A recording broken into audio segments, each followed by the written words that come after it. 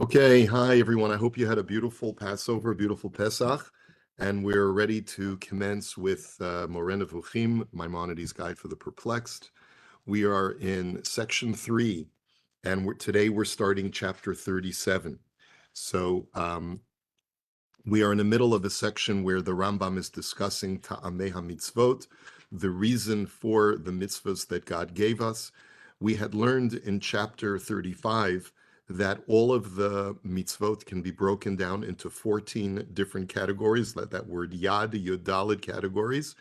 And the last time we met before Pesach, we discussed the first category, which was a group of mitzvot that are meant to establish proper mental attitudes about God and his universe. And the second category is the topic of our discussion today. I'd like to share my screen with you as we do every week so that you can get sort of an outline of what we're going to be discussing, an outline of the chapter. Chapter 37 actually happens to be a very lengthy chapter because when dealing with the laws of all of those mitzvot that relate to the prohibition of idolatry that are contained in the Torah, there are a lot of them. There are a huge amount of them.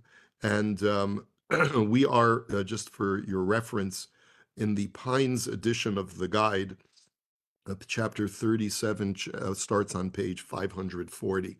So just by way of introduction, in chapter 35, the Rambam taught the 14 categories. In this chapter, he expands on category 2, those mitzvot that restrict anything related to idolatry. Recall that in chapter 29, and I would refer you back to that chapter, might be a good idea to review that chapter, at least on the podcast, just to remind ourselves what the Rambam's attitude towards why the Torah is so emphatic and spends so much time on the prohibition of idolatry. The Rambam taught that idolatry was rampant in the ancient words and that many idolatrous rites are recorded in the Sabaeans' Nabatean agriculture, which is a book that was accessible to the Rambam in his lifetime during the 12th century. Many of the Torah's mitzvot were given to pull us away from idolatry and the various rites and rituals related to idolatry. And as the Rambam had written in chapter 29, this is just a direct quote, the knowledge of these opinions and practices is a very important chapter in the exposition of the reasons for the commandments. For the foundation of the whole of our law and the pivot around which it turns consists of the effacement or sort of the negation of these opinions from the minds and of these monuments from existence. Thus, the sages state, you may learn that anyone who professes idolatry is essentially disbelieving or rejecting the entire Torah, whereas he who disbelieves in idolatry professes or upholds the entire Torah. And he said, cognize this, understand this. So idolatry is a big issue for the Rambam. If you look in Hilchot Avodah Zarah, the laws of idolatry that are contained in the book in Sefer Mada, you will note that in the laws of idolatry, the Rambam in his introduction lists 51 commandments that he's going to discuss in that section that deal with various things that the Torah commands us.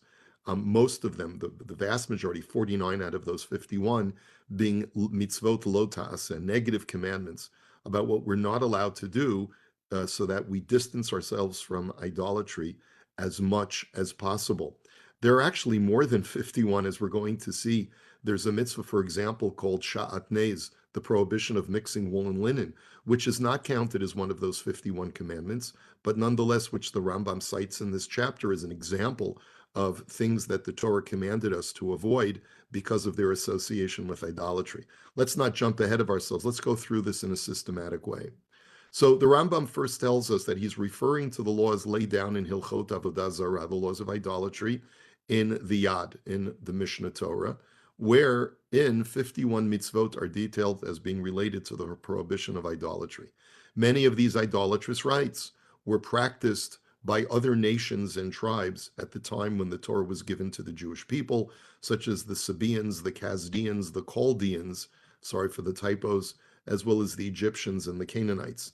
The ancient world believed that many of these rites had magical effects that were beneficial to the practitioner, either an individual or an entire population. And here is where the Rambam, at the beginning of this chapter, launches into a discussion of the prohibition that the Torah places on the practice of the occult. It is the Rambam's contention that the reason why these things are prohibited, why you're not allowed to be a necromancer, a soothsayer, a witch, an enchanter, and so forth, is because they are subsumed under idolatry. These are things that people did in the ancient world in order to garner benefit for themselves by tapping into some kind of supernatural force that they associated with some kind of deity that was below God. And therefore, it's directly connected to idolatry. And as the Rambam writes, reasoning cannot judge, nor can the intellect cognize as true that these actions performed by magicians can necessitate anything whatsoever. And so I think at the outset of this chapter, I'd like to just provide a small little sidebar at this point and take a look at a very important machloket dispute between Rambam Maimonides and Ramban Nachmanides, who lives just a few decades after the Rambam, where the dispute is those practices like Ov and Yida Oni and other kinds of methods of witchcraft, sorcery, necromancy that the Torah describes that are prohibited, is there something to them? In other words, did the ancient world possess knowledge of actual supernatural powers that a person could tap into if they knew the right incantations, the right formulas, and the right actions in order to be able to invoke those supernatural powers? The Rambam personally believed them to be all nonsense. As he writes in the Laws of Avodah Zarah, chapter 11, he writes, in Halacha Tet Vav, and we'll just read it very quickly. Hamechashev chayav skila v'hu sha'asa ma'aseh kshafim. A person who practices witchcraft is liable for the death penalty by stoning, provided that he does a specific act. And then I'm skipping to Halacha Tet Zayin, where the Rambam writes, Udevarim ha'elu kulan divrei sheker v'chazav hein. All of these witchcraft practices, occult practices that the Torah describes, are sheker v'chazav. They are falsehood and absolute nonsense. Vehem shehitu bahen ovdei kochavim hakadmonim legoyei ha'aratzot kedei sheyinhagu acharehen. They were purely invented by earlier idolatrous sects as a means of convincing people to join their sect. In other words, there is no way that you can tap into supernatural forces. They simply don't exist. It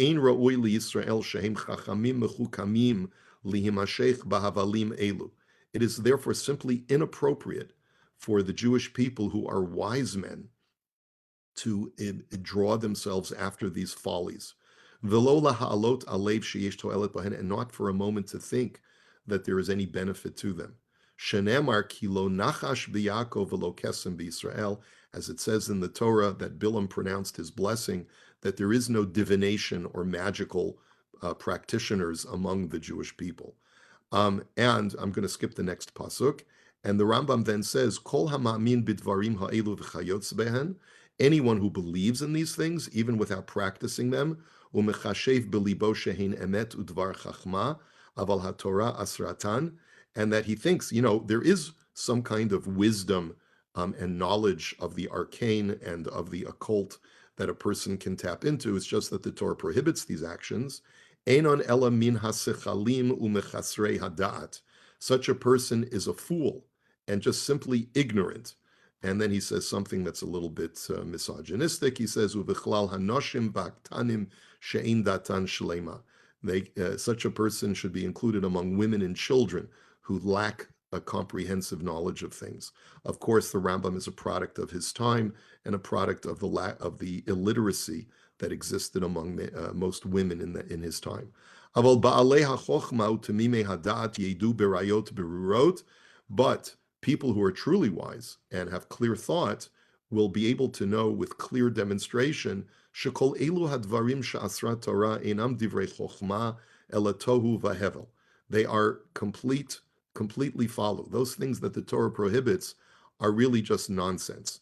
Shenimshuchu bahen chaserei hadat v'natshu kol darchei ha'emet biglalan. That people who are ignorant are drawn after these things, and forsake as a result all manners of truth.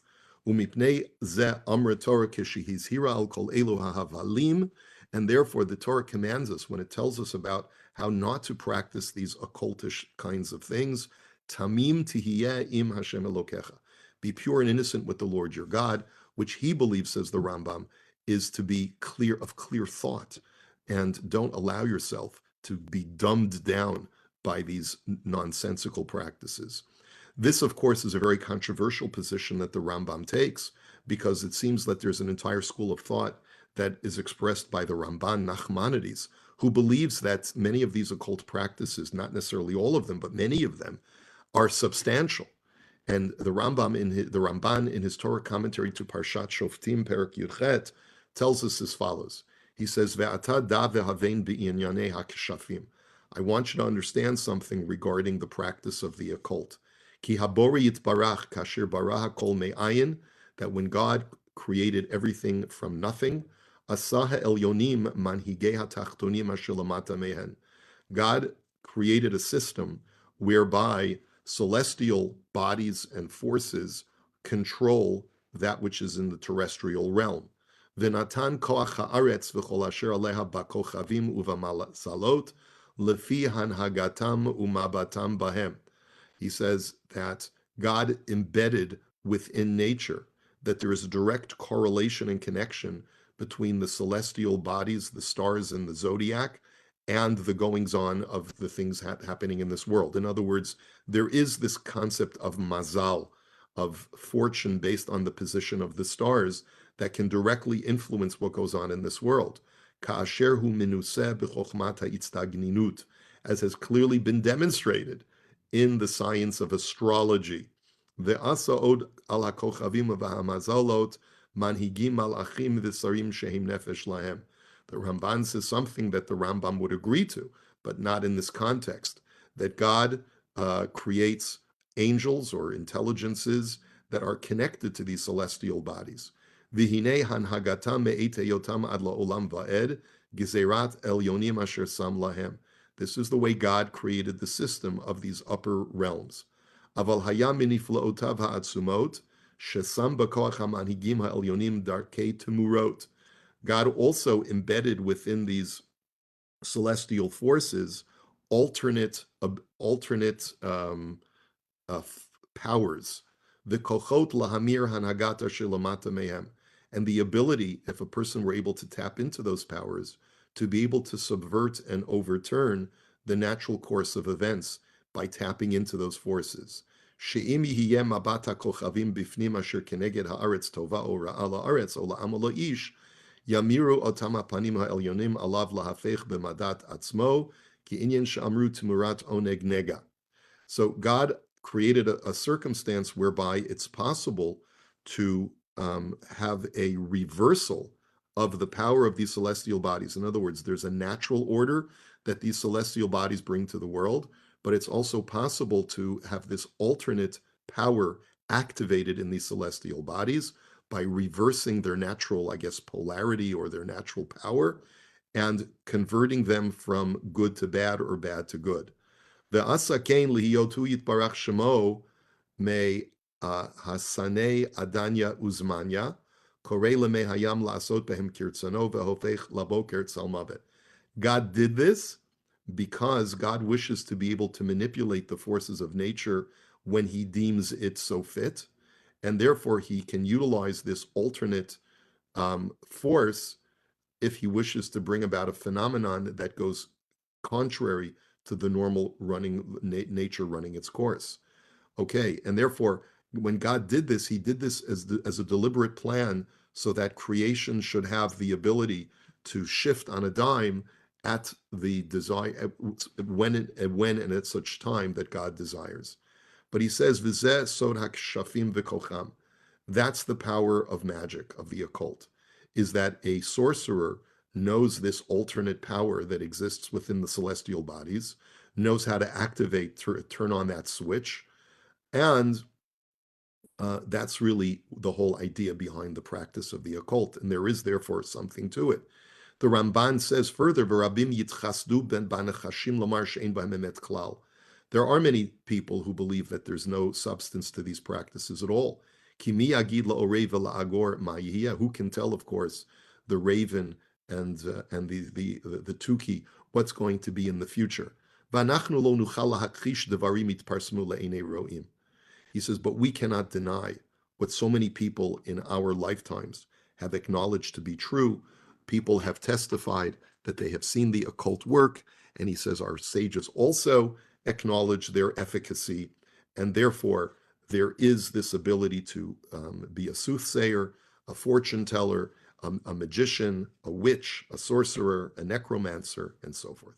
This is a huge deal because, and the reason why I'm spending a little bit of time on this concept, that the Rambam's opinion is that there's all of these practices are absolute nonsense, is that this becomes relevant in his understanding of why these practices are related specifically to idolatry.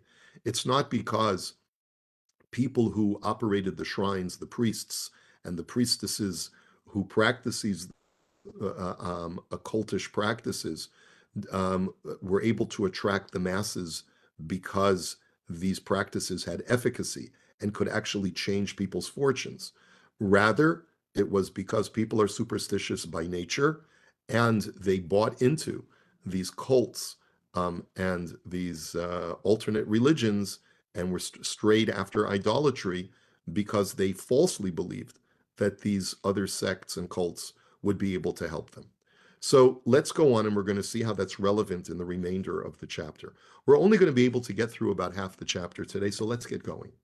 First, the Rambam lays down, after talking about this idea, after presenting us to the idea of why the world believed in soothsayers in the biblical era, he then says, let's talk about some premises about magic.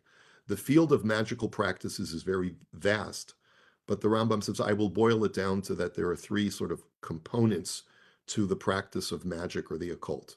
The first component is taking an object such as an herb or an animal for magical use, like the classic Shakespearean witches of toil, boil, and trouble, whatever. I forget exactly the quote, and take the eye of newt and the wings of a bat and mix them together. Number two, identifying a particular time that is propitious. Sorry, Debbie, double, toil and trouble. Okay, thank you.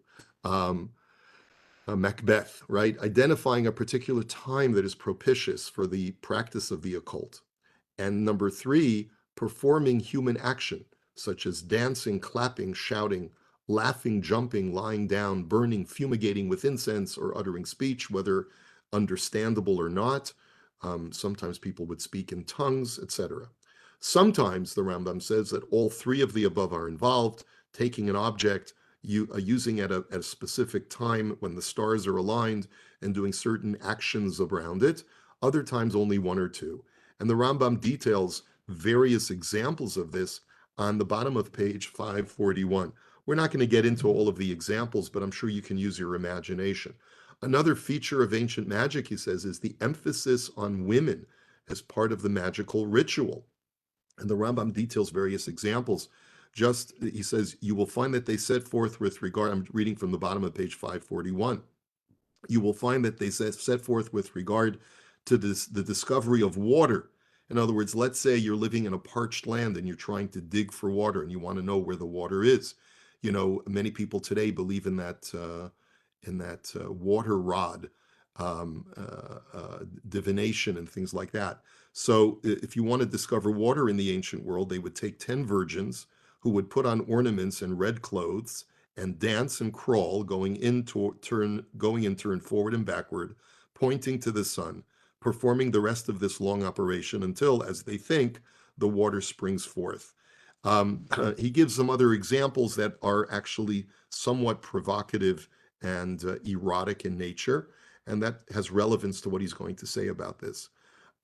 Ancient magic connects all terrestrial plants and animals to particular stars, and therefore physical actions that the magicians perform are with the objective of connecting to a particular star which they believe can provide influence to a person or a group of people's lives. They believe that the star in question, when using the given object or performing the specific act, will provide the practitioner with some benefit. So based on these premises, it follows that ancient magic is a form of idolatry meant to garner benefit from the stars. As such, it makes sense why the Torah commands us to kill all magicians, as the Torah says, "Mechashefa lo techayeh," because they are in reality idolaters, even though their mode of worship is different from that of the general populace. The Torah phrases this command in the form of destroying witches. Mechashefa is a female sorcerer, since females were so associated with these rites. In other words, the Rambam wants to point out to us that the reason why the prime example of practitioners of the occult are women is because so often they were used in these rituals. The Torah also utilizes the phrase ish o isha, specifying that this prohibition applies to both men and women over and over again in the context of idol worship, since it is human nature to show more compassion to women. And since women were so much a part of these rituals, the Torah has to emphasize that even women must be treated harshly and put to death when they commit these rituals. Regarding the benefits to be gained by performing these rituals, as professed by various ancient idolaters, they claim that their rites could keep wild animals away, like lions and snakes. They claim that they could save crops from damage, such as preventing hail from falling and killing the worms that would be pests that would eat away at the crops in the vineyards, and that they could prevent leaves and fruits from falling off the tree prematurely. Because of the claims made by these idolaters, the Torah states that anyone who performs their rites will be punished with precisely the opposite. The very thing you sought to save yourselves from through these rites will be brought upon you because of them. And the Rambam says this is a very important principle that you need to understand. When the Torah presents the Jewish people with admonitions about what will happen to them if they don't follow the word of God, the examples that the Torah chooses, especially as they are found in the two places in the Torah called Tochacha, which is in Leviticus chapter 26 and Deuteronomy chapter 28, when you look at those specific examples of all the curses that will befall the Jewish people if they don't heed the word of God, they are specifically those things that people sought practitioners of the occult to protect them from using their occultish practices. And Hashem says just the opposite will occur. If you forsake God and instead seek out these witches and these sorcerers and these priests in order to do magic for you, not only will they not help, but the very things you tried to save yourselves from, God says, I will bring it upon you in spades. So, for example, in Parshat Bechukotai, V'hishlachti vachem et chayat hasadeh v'shikela etchem, that I will send out against you the wild animals of the field. In other words, the very thing you tried to save yourself from by seeking out idolatrous rituals. V'hichrita et behemtechem v'himita etchem v'nashamu darchechem. And they will cut you down, they will cut down your animals, they will diminish you. Other examples, Keramim tita v'yavadata, you'll plant vineyards. V'yayin lo tishteh v'lo te'agar, but you won't be successful in being able to harvest your wine and ever drink your wine, ki tochelenu hatolat, because the worms will get to them, etc., etc. And therefore, understand that the examples the Torah gives are directed against those people who would seek out benefit from these idolatrous rituals to be able to protect themselves from those very things. The next thing the Rambam writes is he talks about a very important topic called Chukot Hagoy and Darkei HaEmori. Now, these terms are used interchangeably to describe the prohibition of doing practices that are imitative of the other nations. The Torah prohibits any imitation of these kinds of practices that garner benefit to agriculture and the like. Now, this, as the Torah says, "V'lo telechu b'chukot hagoy." You may not follow the ways of the other nations, asher ani mishalech mipnechem, that I am sending you away from them. Ki et kol ele asu va'akutz bam, because the other nations did all of these inappropriate practices, and I became disgusted with them. In other words, I'm sending these people out of the land so that you won't be negatively influenced by these people. They were rejected from the land. I don't want the same thing to happen to you. That's what we're going to read in Parshat Kedoshim in this week's Torah portion. Now, it's important to note, the Rambam says, this prohibition only extends to those things that provide benefit through some occult practice, that is not countenanced by science or medicine. So, for example, if a person has a cold, even though the other nations take cold medication, it's still permitted for a Jew to take cold medication.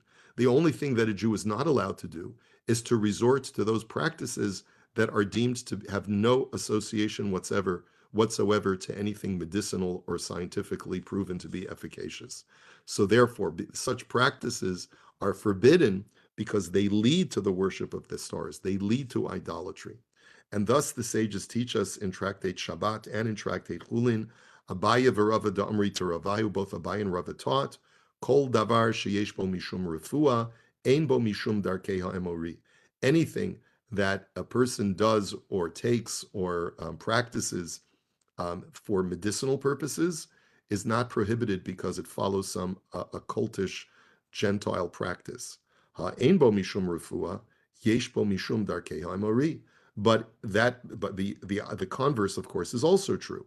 That if it hasn't been proven to provide some kind of medicinal effect, then it is prohibited. So the Gemara challenges that premise based on a practice that is permitted by the Mishnah. It says, Ilan shemeshur perotav. If a person is a farmer and he has a tree whose fruits fall off the tree prematurely, sokro besikra v'to'ano ba'avanim. He's permitted to do two things to be like a tree doctor and to be able to cure the tree. Number one, he should paint it with red paint or chalk. And the second thing that he can do is he can place stones on the branches of the tree to weigh down the tree. Now, the Gemara understands why the second remedy is efficacious. I can understand why you should weigh down the tree with stones. This was a well-known agricultural remedy that if a tree was so rich in fat in its sap that the fruits were falling off the tree prematurely because of so much, I guess, there was so much fatty substance in the branches that it caused the fruit to detach from the tree prematurely. So a person could weaken the tree, so to speak, weaken the fatty substances in the sap by weighing it down with stones. And that was considered to be a way of curing the tree. But elasokra besikra myrefuah kavid. But why is it permitted to paint a tree red? That seems to have absolutely no benefit whatsoever, and therefore should be forbidden because of darkei ha'emori, using occultish superstitious practices that is not countenanced by the Torah.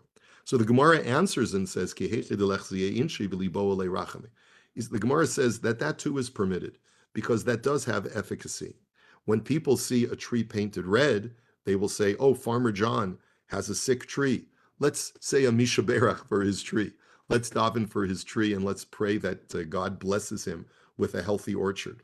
So this passage indicates that rational farming techniques such as loading a tree with stones to diminish its fat content is permitted, but that arbitrarily coloring a tree without any rational reason would be forbidden because of darkei ha'emori. Now the Mishnah cites a dispute between Rabbi Meir and the sages.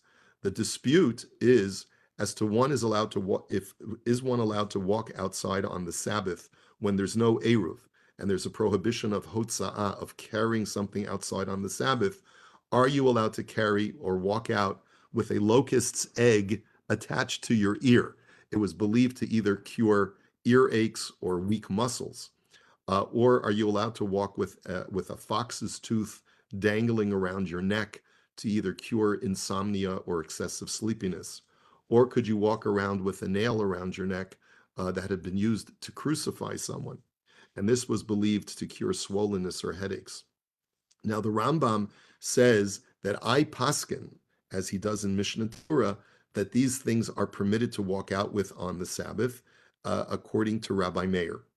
The question that the Rambam asks here in Moreh Nevukhim is, why do I permit this?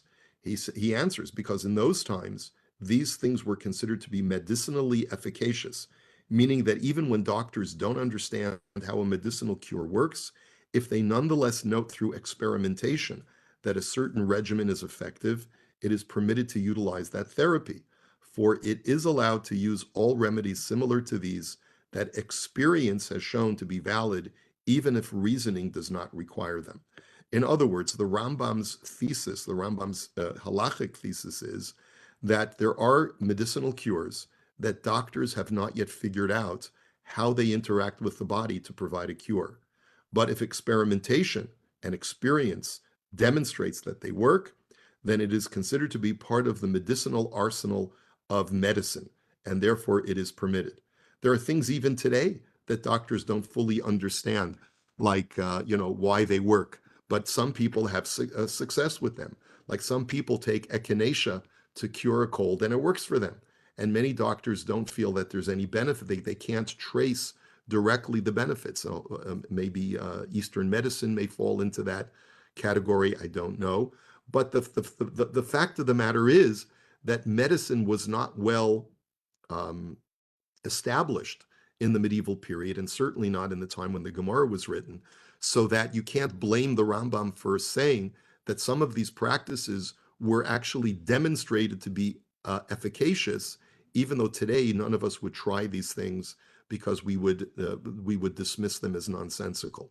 So I guess it all depends on the time or the era when you live, because nowadays no one is of the opinion that these cures would work, and therefore it would probably be prohibited today under the category of Darkei HaEmori, and you wouldn't be allowed to walk out with them on Shabbat either. You wouldn't be allowed to wear them at any time. It might be considered to be a practice that is related to idolatry. But if you live in a time where even modern medicine acknowledges that these things have efficacy, then you would be allowed to, or at least the segment of the medical community acknowledges that, then it would be permitted. I think that one should note that we should think about this when thinking about some of the superstitions that still persist, even in the 21st century within certain pockets of the Jewish community, and realize that the Rambam would be very unhappy with those superstitious practices. Let's go on.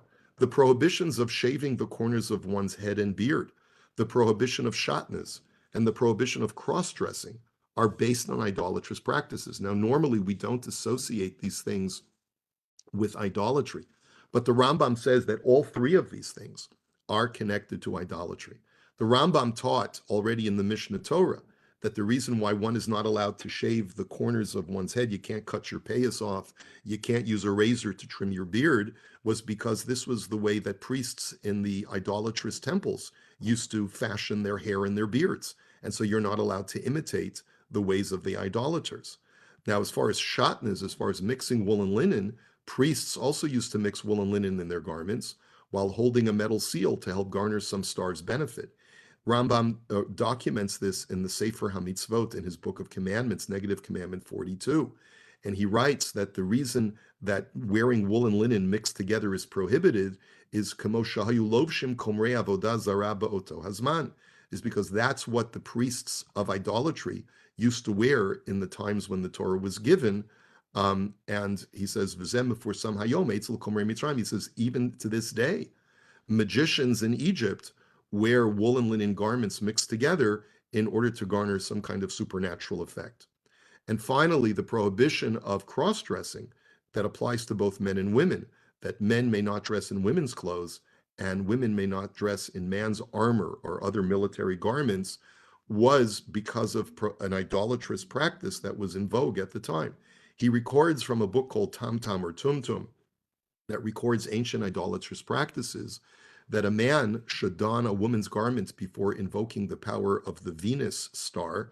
And we know that men are from Mars, women are from Venus. That's a common phrase today, but it actually is based on ancient mythology and ancient idolatrous practices, that the Venus star is associated with feminine power. So if a man, for example, wanted to garner some kind of power from the Venus star, he would have to dress up as a woman, and that a woman should don a man's war armor before invoking the power of Mars, which is the male, the masculine star. So in order to be able for a woman to garner benefit from it, she'd have to masquerade as a man in order to do that. The Rambam also acknowledges that the Torah prohibits cross-dressing because it will lead to debauchery, it will lead to immoral practice. The last thing that we'll mention for today, because we are running out of time, is the prohibition of benefiting from idolatry is codified by the Rambam based on the Torah's command. Not only are you not allowed to practice idolatry, but you're also not allowed to benefit from anything that was used for idolatry or in the service of idolatry. And therefore, the Rambam writes in Hilchot Avodah Zarah, chapter 7, Avodat kochavim u'mishamsheha v'tikrovet shala, all idolatry and the things that are used as its accoutrements, and all of the incense and wines that are used for its libations and sacrificial rites, v'chol hanasa bishvila, and anything that is used, any tools or instruments that are used to service the idolatry, asur b'hana'ah, a man may not derive any benefit from those things, shenemar v'lo tavi to'eva el beitecha. As the Torah says in Deuteronomy chapter 7, you shall not bring any abomination into your home. And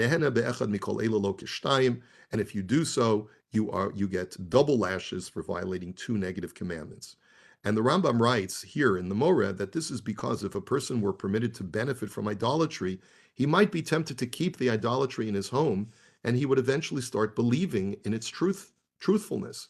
This is because the multitude often believe that accidental matters are essential causes. In other words, the Rambam notes that people are superstitious, and they create correlations in their minds when those correlations don't really exist in the real world. A person who deals in idolatrous icons might feel that he's being blessed by these objects and will then assign power to them. This is also why the law prohibits deriving benefit from ornaments covering idolatry, the items used for offerings to the deities, and the items used as instruments in the idolatrous shrines. All of them are prohibited because the Torah wants to distance us as much as possible from being drawn into this very, very alluring culture. The rabbis went so far as to say that even if a small amount of money gained through idolatry, in other words, let's say a person was selling idolatrous little statues, and he had money from that, that money is prohibited. And even if a small amount of that money fell into a huge vat of kosher money, then all the funds would be prohibited. We don't say that there's bitul. We don't say that the small amount of prohibited money is nullified in the larger mixture of kosher money, shall we say. And the Rambam concludes this section by saying, if you study carefully, one by one, all the commandments dealing with idolatry, you will find that the reason for them is manifest and consists in putting an end to the corrupt opinions and turning people to another direction far away from them. And this brings us, my friends, to the bottom of page 545 in the Pines edition. We're a little bit more than halfway through this chapter. We're going to, Bezrat Hashem, conclude the chapter next time, and I hope to see you then. We probably have time for maybe just one question or so. I know that Debbie likes to comment in the posts. Is there any one particular question that anyone would like to ask before we I'd like to ask, Shaul, he had a necromancer. So is there a difference between the Rambam and the Ramban as to whether they believe it was true or not, that the necromancer worked? Take care. Bye-bye. Oh, we didn't.